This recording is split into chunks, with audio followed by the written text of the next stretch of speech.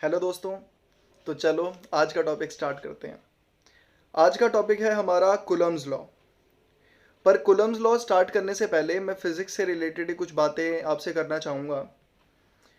जो दिग्गज लोग हैं फिज़िक्स के अंदर, वो फिज़िक्स को इस तरह से भी डिफ़ाइन करते हैं कि physics is the science of measurement. मतलब आप इसके अंदर किसी चीज़ की एग्जिस्टेंस को बताकर या फिर किसी भी फिज़िकल क्वांटिटी के बारे में बताकर केवल छोड़ नहीं सकते कि दो मास हैं, उनके बीच में ग्रेविटेशनल फोर्स लग रहा है। केवल इतना ही काफ़ी नहीं है, आपको मेज़र करना पड़ेगा because it is the science of measurement.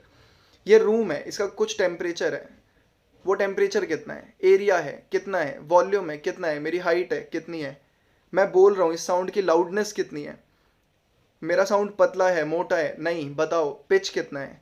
तो साइंस ऑफ मेज़रमेंट है। इसलिए कहते हैं कि जिसकी फिज़िक्स अच्छी है उसकी मैथमेटिक्स भी अच्छी ही होगी, बिकॉज इसमें मेज़रमेंट का रोल आता है और मेज़रमेंट में हेल्प करती है आपकी mathematics. Mathematics is the soul of physics, ये भी एक लाइन है। तो एक फिलॉसफी की लाइन है जो है कि if there is a smoke there must be a fire. अगर धुआं है तो आसपास आग होगी ही होगी। फिज़िक्स भी यही सेम बात बोलती है कि if there is a smoke there must be a fire, causality principle. अगर इफेक्ट है तो इसका कॉज कहीं ना कहीं होगा ही होगा। पर फिजिक्स केवल कंसेप्ट को बताकर छोड़ नहीं देती।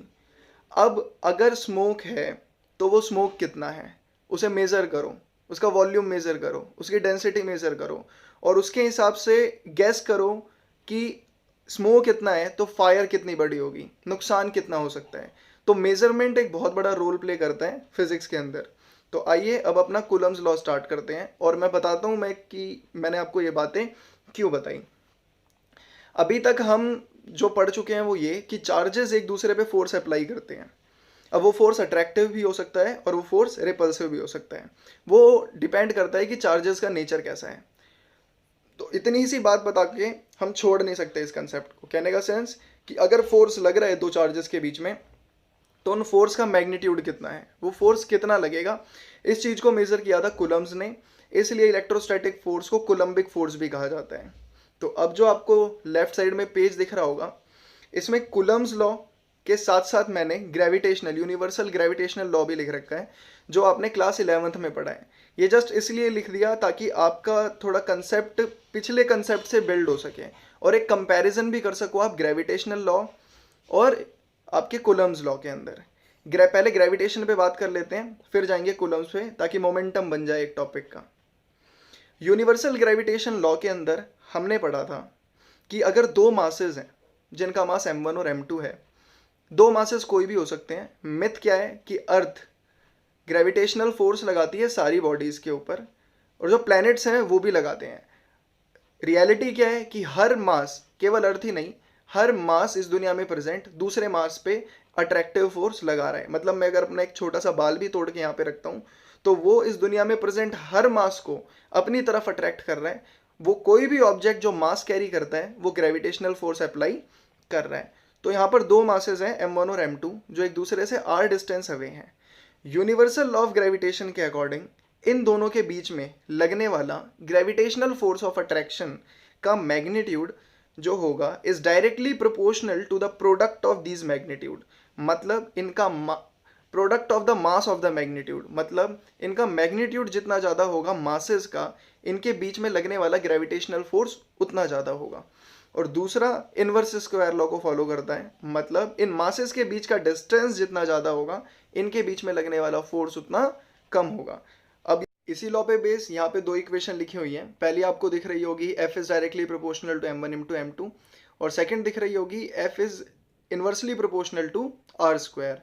दोनों इक्वेशन को कंबाइन किया, इक्वेशन मिलती है F is directly proportional to m1 into m2 upon में r स्क्वायर।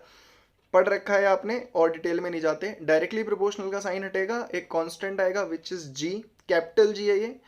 और ये जो कैपिटल G है स्मॉल g है, इसमें बच्चे कंफ्यूज होते हैं इसलिए बता रहा हूँ। Small g is acceleration due to gravity and capital G is universal gravitational constant. अच्छा, यूनिवर्सल ग्रेविटेशनल कांस्टेंट मतलब ये एक ऐसी वैल्यू है जो पूरे इंटायर यूनिवर्स में कहीं भी चेंज नहीं होने वाली। इसलिए इन दो मासेस को उठाकर आप सेम डिस्टेंस पर अगर किसी भी मीडियम में रखते हो, हवा में रखते हो, पानी में रखते हो, किसी अदर प्लैनेट पे रखते हो, फ्री स्पेस में रखते हो, इनके बीच में लगने वाले फोर्स पे कोई इफेक्ट नहीं पड़ेगा, क्योंकि मास चेंज नहीं हुए, m1 और m2 सेम है, इनके बीच का जो डिस्टेंस है वो सेम है, और जो कांस्टेंट है वो यूनिवर्सल कांस्टेंट है। तो इससे ये बात पता लगती है हमें, मतलब बात वही है, इसीलिए ये लॉ आया है कि जो ग्रेविटेशनल फोर्स है वो मीडियम पे डिपेंड नहीं करता। और अब इससे कंपेयर करते हुए आपके लिए कूलम्स लॉ पढ़ना काफ़ी इजी हो जाएगा। कूलम्स लॉ भी वैसा ही है, यहाँ पर ग्रेविटेशनल फोर्स मासेस पर डिपेंड करता है, कूलम्स लॉ में इलेक्ट्रोस्टैटिक फोर्स चार्जेस पर डिपेंड करता है। इनवर्स स्क्वायर लॉ दोनों ही फॉलो करते हैं। सो electrostatic force of attraction or repulsion between two charges is directly proportional to the product of these charges and inversely proportional to the square of distance between them. This is Coulomb's law. और इसको apply करते हुए दो equation लिखी हुई हैं। पहले आप डायग्राम देखोगे तो दो चार्जेस बने हैं Q1 और Q2, जो एक दूसरे से r डिस्टेंस हुए हैं, जैसे ग्रेविटेशन के अंदर था वहाँ पे मास थे, यहाँ पे चार्ज है। तो फर्स्ट इक्वेशन लिखी हुई है F is directly proportional to Q1 into Q2, product of the magnitude of charges. और second equation inverse square law की है, F is inversely proportional to the square of distance between them. दोनों को combine किया, equation मिली आपको F is directly proportional to Q1 into Q2 by are square. Directly proportional का sign हटाया, एक कॉन्स्टेंट आया। यहाँ पर जो कॉन्स्टेंट है वो के है, ये इलेक्ट्रोस्टैटिक कॉन्स्टेंट है, और इसकी वैल्यू फ्री स्पेस के लिए 9 इंटू 10⁻⁹ न्यूटन मीटर स्क्वायर पर कूलम स्क्वायर लिख दिया मैंने। फ्री स्पेस के लिए कह रहा हूं क्योंकि अलग अलग मीडियम में इसकी वैल्यू अलग अलग होगी।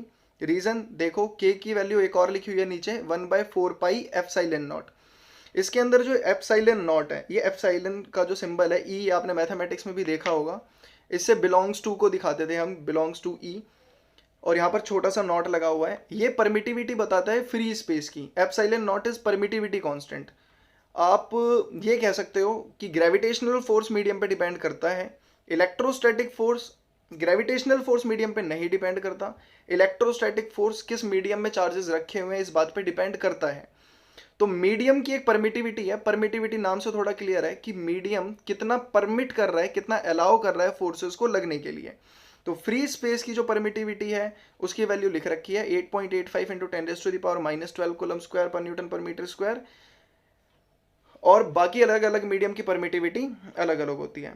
तो F इज इक्वल्स टू के Q1 Q2 by are square. इस फॉर्मूले का यूज करके आप दो चार्जेस के बीच में लगने वाले फोर्स ऑफ अट्रैक्शन या रिपल्शन को मेजर कर सकते हो, and this is Coulomb's law.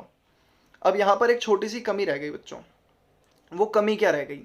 कमी ये रह गई कि हम अगर फॉर्मूले को देखते हैं के Q1 Q2 by are square, तो चार्ज स्केलर क्वांटिटी है, डिस्टेंस स्केलर क्वांटिटी है, जो आर हमने ले रखा है इनके बीच का, और जो के है वो भी कांस्टेंट है, स्केलर क्वांटिटी है यहाँ पर। तो जो फोर्स मिलता है आपको, उससे फोर्स का मैग्नीट्यूड तो मिल जाएगा पर फोर्स की डायरेक्शन नहीं मिलेगी, ये कमी रह गई। और हमें पता है कि फोर्स एक वेक्टर फिजिकल क्वांटिटी है, तो इसकी डायरेक्शन भी होनी चाहिए। फोर्स लग रहा है, ठीक है लग रहा है, आपने मैग्नीट्यूड भी बता दिया कि इतना लग रहा है, पर किस डायरेक्शन में लग रहा है इसको भी मेजर करना, इसका भी पता लगाना जरूरी है।